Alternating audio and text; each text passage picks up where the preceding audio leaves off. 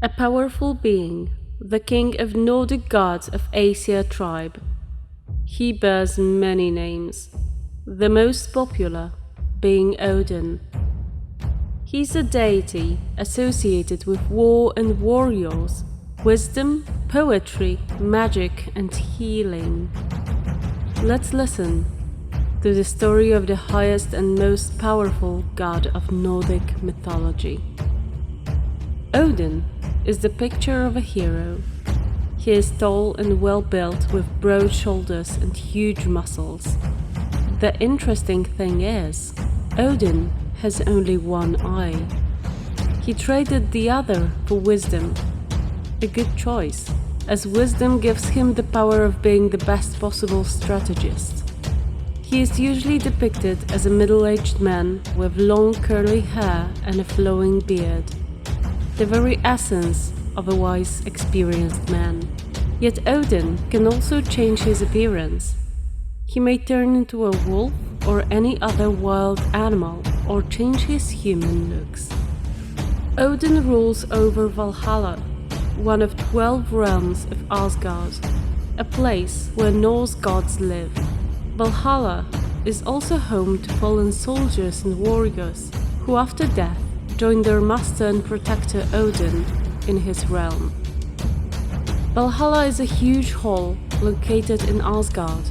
It is beautifully decorated and bears air of majesty. Before the hall grows an enormous golden tree glacier, which creates the golden ceiling of Valhalla. This is where Valkyries bring half of the fallen soldiers. The other half joins goddess Freya. In Valhalla, fallen soldiers, warriors, and heroes prepare together to help Odin during Ragnarok, the Norse prophecy of the end of the world and its renewal. Yet the half that goes into Valhalla is not randomly chosen.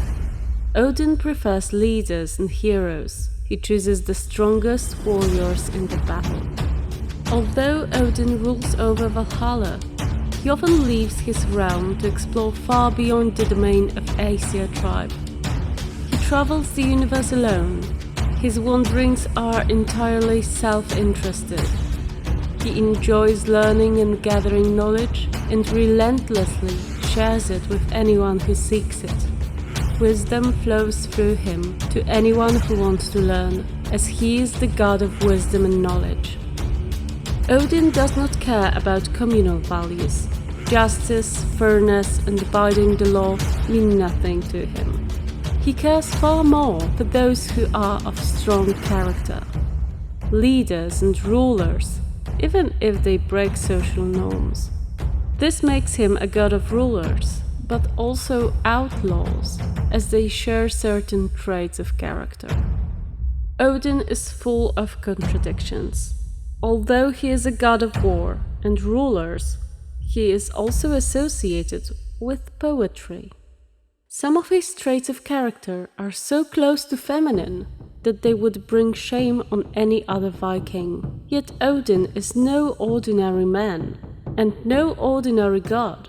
So even the feminine parts of him may be seen as his strength, for they come from wisdom and understanding. His strive for wisdom is legendary. There are no boundaries to what he would do to gain knowledge. Another legend has it that Odin hung from Yggdrasil, the world tree, for 9 days and 9 nights with no food or water to gain the knowledge of runes, which were Germanic alphabets supercharged with magic. This is how Odin gained the power over magic. The main attributes of Odin are a raven, wolf, and spear. Odin has 2 ravens, Hugin, which means thought, and Munin, memory, which reflect his attributes as a wise man. He is also an owner of 2 wolves, Geri, which means greedy, and Freki, which means stern, which depict some of Odin's traits of character. The king of Nordic gods sits on the throne, Glitskjalf, from which he can see everything that is happening in the 9 worlds. Odin's spear is called Gungnir. and it is said to bring victory to any side it is fighting for. Odin also wears a ring of wealth called Draupnir.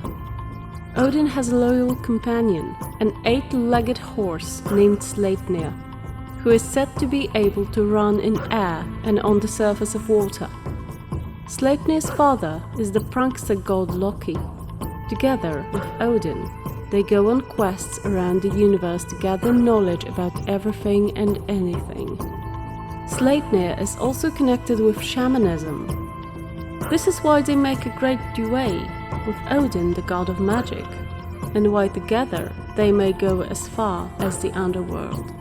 The Nordic king of gods Odin is a very complex character, especially due to the fact that many legends and myths about him survived until now. He seems to be the Alpha and Omega of the Norse mythology, the god of rulers and outlaws, war and warriors, as well as poetry and magic. He combines the beauty of art with the power of masculine attributes. He's even not afraid of associations with femininity, which, for the Vikings, would be a libel. He is truly the highest of Nordic gods.